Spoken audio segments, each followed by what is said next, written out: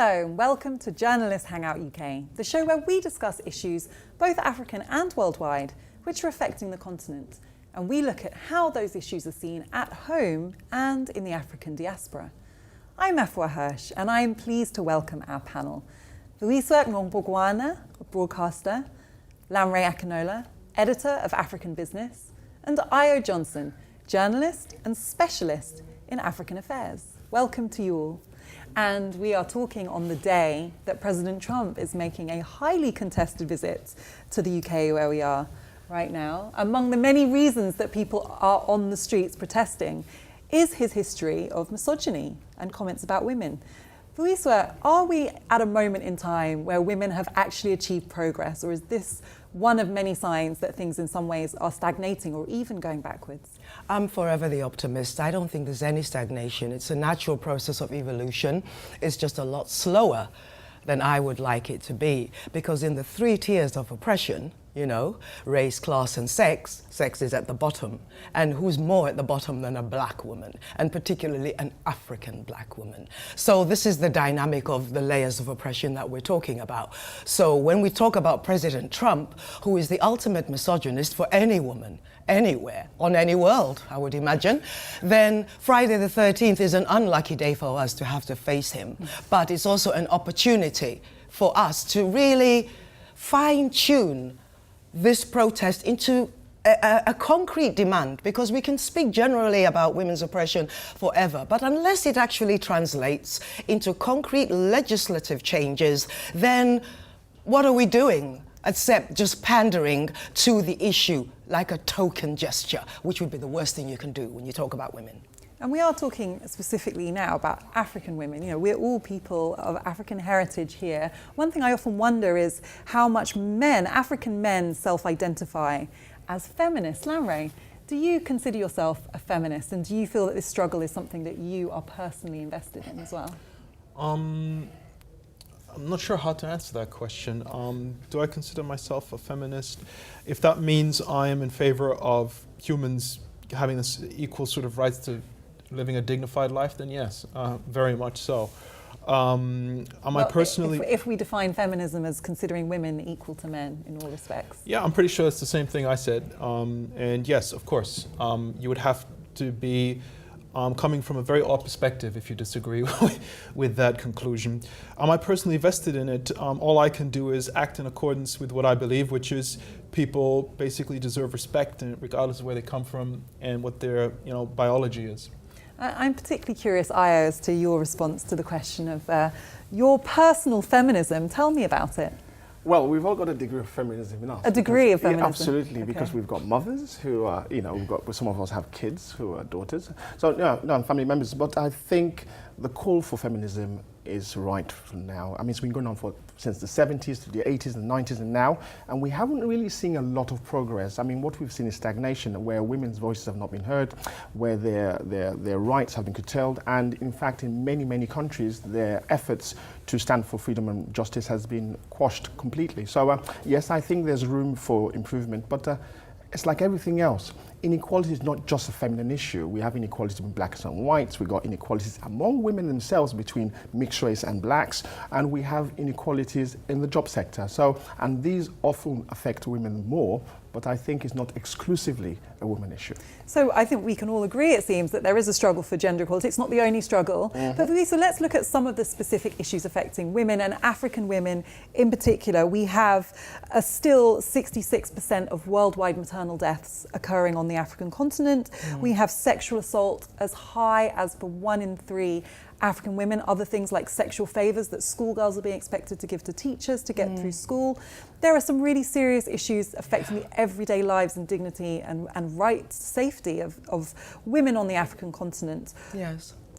Do you feel that we are progressing, and what do we need to make change? I think we are progressing, but we have a dearth of useful political education to help people to truly understand the dynamic at play. We understand nationalism, and we can all get behind our flag and ask and beg and demand independence. But socialization is something that's never really been dealt with. And that's, I think, as African people, we need to start questioning our unquestioned traditions around the position of women. There are areas in Africa where people would be offended that you are wearing trousers. So there's a lot of work that needs to be done around socializing, particularly on the school level, to show, okay, no one's going to argue, like Lanre said, well, men and women, of course, you're people, you're equal. But the reality of it is our condition contradicts our well-meaning intention in our behavior. And the most articulate people, revolutionary Pan-Africanists I've ever met, have turned out also to be the most sexist people, because they haven't dealt with the issue of socialization around gender, because they don't understand what that means, and only women can take a lead in that. And coming to your point, Ayo, I mean, it's true that if you look at the history of the Pan-African struggle, the struggle for independence, there were women front and centre of that movement who've essentially been erased. You know, they're not the names that we easily recall. Do you think it's fair to say that in the focus on race equality, on the independence of Africa, we sometimes forget that within that, there is also a gender struggle? To be honest with you, Afua, we've had women who've stood for power, who've held power on the African continent and succeeded in doing so. We've had the head of the African Union being a woman. We've had the president of Liberia being a woman. But the question is not, it's what they did when they were women. Did they did they recruit more women to the flock? No, they didn't. Did they change the status quo so that women could be on top? No, they didn't. In fact, even in this country, we've got the Prime Minister being a woman. How many women do we have in Parliament? How many women do we have in the cabinet? I'm talking about socialise the people to make the policy a reality. No. What you can't do is change what society has already deemed you to become, which is, it's a shame, but society is not prepared to allow the level of change that we are talking about here. We have got women in positions of power. We have countries like Rwanda where 2/3 of parliament are now women. We have female presidents like Helen Johnson Sirleaf in Liberia. Do you see the progress of women into visible positions of power as a positive step, or are they simply replicating the kind of male patterns of wielding power that have come before? It's a very important question. I fear it is towards the latter, because state structures, power structures, be they corporations, be they governments, are essentially dehumanized structures. So I'm not convinced at all that, you know, having quotas as to how many women are in parliament changes the nature of how societies govern themselves. So there is a meta question, if you want, around, hang on, are these institutions actually fit for purpose in terms of building fair, civilized societies? You work in business where the market rules. Do you see a change over your professional lifetime? Are there more women in positions of power in business and it's the same dynamic there, if not even worse. There's this famous statistic that 1 in 5, you know, top CEOs has the personality of a psychopath. So you have to ask the question: do we want psychopathic women in power, right? What's the benefit of that? And this again comes back to the question of what are the structural dynamics of how these institutions are run. They're sociopathic, psychopathic institutions. It doesn't matter who runs them. They, you know, it's not suddenly going to become this benign entity. And I would say in the market, that's even worse than in the public sphere. But that's a slightly different conversation. And this brings us neatly back to Trump, doesn't it? I mean, I'm not sure if he's had a formal diagnosis for psychopathy, but I'd be surprised if he's not. He certainly falls into this type of male leader. Are we actually rewarding these very gendered and anti-feminist versions of power in Africa, among leaders in Africa too?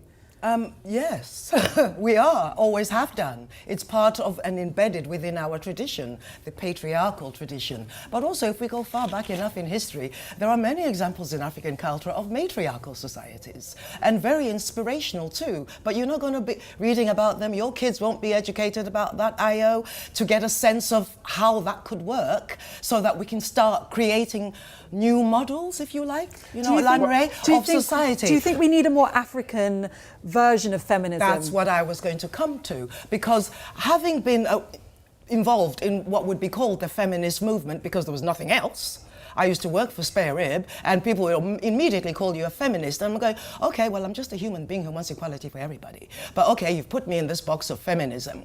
Now, that's a Western white woman's issue. They want to be part of that gender dynamic of fighting for equality, but they haven't dealt with their own race issues. Therefore, they can't deal with black women. So because of all these layers, this feminism issue is not helpful for us as women unless we are all in agreement about the definition. But coming back to the particulars of our culture as African people, we have rooted in our society a philosophy called communalism, expressed all over Africa in many different ways in different tribes. Let's look to that and the writings of Kwame Nkrumah to evolve that, to create a society, a meaningful society that involves women, because Africa can do it. What a brilliant note to end this half on, but it is time to take a break. So please join us in a few moments.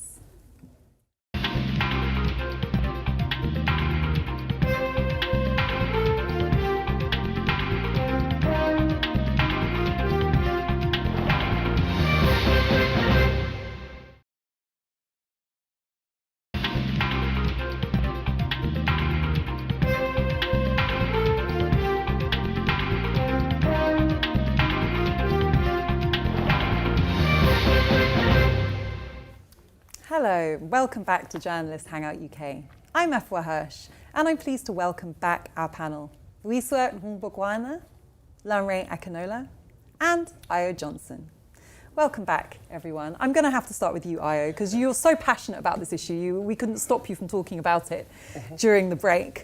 And you were expressing some concerns that maybe men are losing out from feminist movement. Do you stand by that? Well, not exactly, but I think there's got to be a balance, because the feminine agenda has been fought for a long, long time. And do you feel it's achieved equality? Well, if it was equality you're looking for, then no. The question is, would you ever achieve equality? No, but because men are completely different from women. At least, are you saying it's a given in human biology that men will always be better than women? Is that what you're saying? Well, no. Well, if we're dealing with in the African continent, of course, be careful nonetheless. But if we're dealing with from an African perspective, we are a continent that's really engulfed by religion. And both Christian and the Muslim religion Islam are the two largest religions that govern the continent, and both of them follow a text which is very unified in the Old Testament. And that called for, they would naturally go back to the Adam and Eve situation, saying that their psychology, some of them, saying that the men came before the women. So we have a traditional thing indoctrinated in African minds, which is not going to be changed overnight, which is why when you have kids that are born, if a family has more girls than no boys, you find that there's added pressure to try and get a boy child, and this sums up back the mentality and the psychology that you need a male in the family. It's an interesting point, Lanre, that faith has, and it's not unique to the African continent that there is faith, but we know that faith attendance and belief is disproportionately strong in many African countries. Do you think this is a factor holding back equality, people's interpretations of religious doctrine? Very much so. The point has already been made. It's a fundamental point. Social attitudes are hugely significant when it comes to questions of social progress, and unfortunately traditional attitudes are often quite backwards. And for things like gender equality, sexual equality, anything that makes people uncomfortable, society is generally not prepared for it, which is not an excuse, it's not a justification, but that's just the reality. But I just want to come back to the point you made earlier, which is linking it to the market economy, which I think is really important here. The ultimate goal in driving gender equality should be to contribute towards fairer and more just societies. That ultimately is what we all want, right? We want to live in a place where I'm respected, you're respected, and unless we do something bad, we're kind of left to our own devices. I'm not convinced that's possible in the context of the market economy. So whatever progress is made in terms of gender equality will still come up against what I think is the much bigger wall of economic inequality, which is being reinforced at the moment more than ever before. So it's almost like you're dealing with a symptom of a bigger problem here.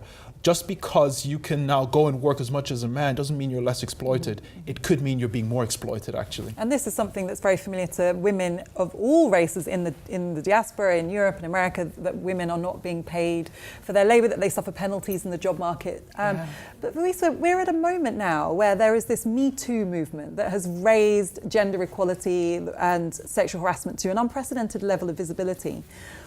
Is it actually helping black women, African women, women in the diaspora with the everyday experience of discrimination, inequality, oppression? Even though it's a small minority of people, relatively speaking, that get the headlines because they're rich, let's not forget the positive impact of that. The publicity reaches people who might never consider this issue. And also African women's issue will get conflated into this bigger Me Too issue, like the total shutdown campaign in South Africa. The total shutdown campaign is asked everybody to get out and stop working so that the country can literally shut down.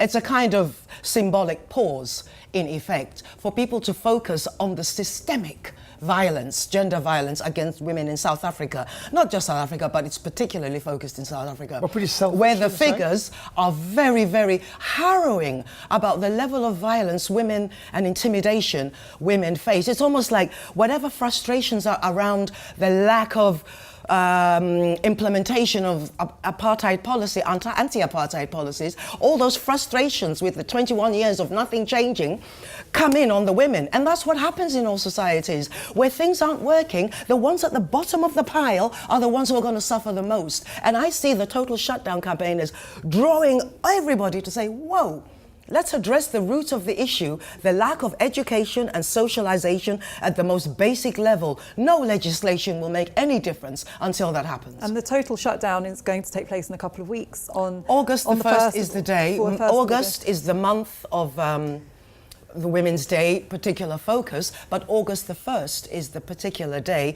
But every Wednesday and Friday, women are wearing black and red.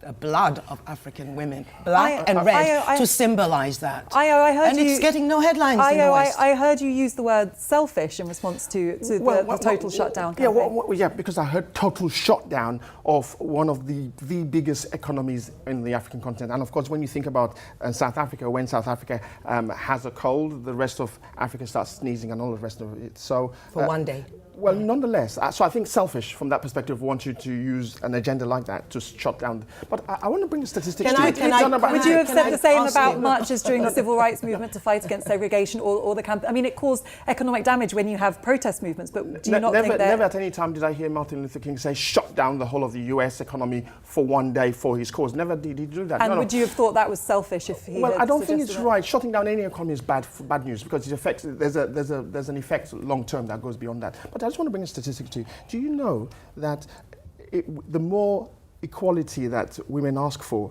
in the developed nations, which we have here, the divorce rates have gone up the roof. Whereas the statistics say that in African countries where that inequality is not as evolved, the divorce rates are pretty good. So it's better for women to stay in unequal I'm only sharing you what the intelligence says. No, but what's your interpretation? Because the suggestion seems to be it's better for women not to have the right to leave or have an equal marriage what it shows, than to get divorced. Well, don't shoot the messenger now, but what it shows is that the more liberalised you become as a feminist and as a woman as asking for more, the statistics suggest that you ask for that much more and leave your husband. Most marriages are unhappy. Well, I'm just trying to tell you anything substantive. And it's a good thing if a woman now has the confidence to leave an abusive husband. It's not a bad thing. No, there's nothing about abuse. We never talked about abuse. We're just talking about statistics showing divorce. That's what the total, don't hide behind statistics. The shutdown campaign is focusing on the unvoiced group of people, people with no voice who are getting beaten at home every night. The abuse, the domestic violence, no one's talking about those. Things that are done in the name of tradition. Yeah. I'm the man, what I say goes, slap, slap. No, nobody said that. Let me bring Lamre back in. Lamre, I think what Ayo's saying goes to a fear that many have, which is that if we support gender equality and feminism on the African continent, we're secretly bringing in another culture. This is the kind of backdoor route to losing our cultural identity. What do you say to those kind of fears? I think it's ridiculous. Well, probably he's got no identity himself. I think it's ridiculous. Who hasn't got? just like right-wing populism is ridiculous, that doesn't mean it's not a powerful force, but that doesn't in any way legitimize it. I think that's an absurd And I was just questioning your Africanness by the very fact that you were willing to take a stand in favour of equality. I never said that. You said well, he's not an in favour of African. Africa, not in favour. But is this the kind of thing that happens if you take a stand on these issues? Do people question your very Aya's trying to push legitimacy? buttons.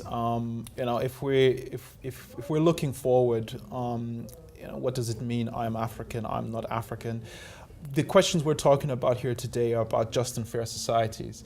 That's something every human being desires. It's completely disconnected from how you identify with yourself. Everyone wants a dignified life and an opportunity if you actually apply yourself to actually be successful. Precisely. And if there are fictitious barriers to that, if there are artificial and deliberate barriers to that, that's an injustice, and that injustice needs to be addressed. It's that simple. Whether that's gender, whether that's race, whether that's age, it doesn't matter, or it shouldn't matter. And I second that. Yeah.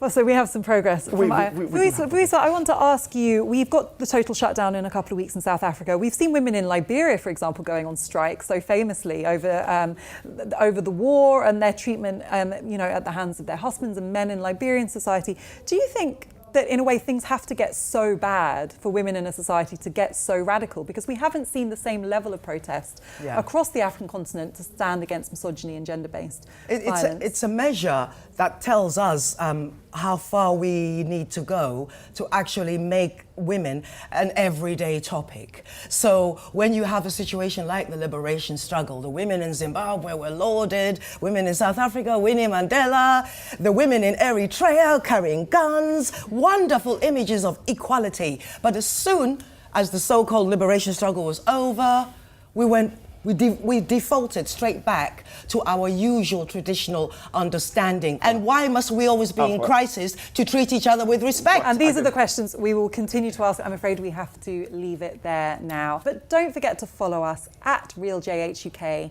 on Facebook, Twitter and Instagram. I'm Efwa Hirsch, and from the entire team in London, goodbye. And thank you for watching Journalist Hangout UK.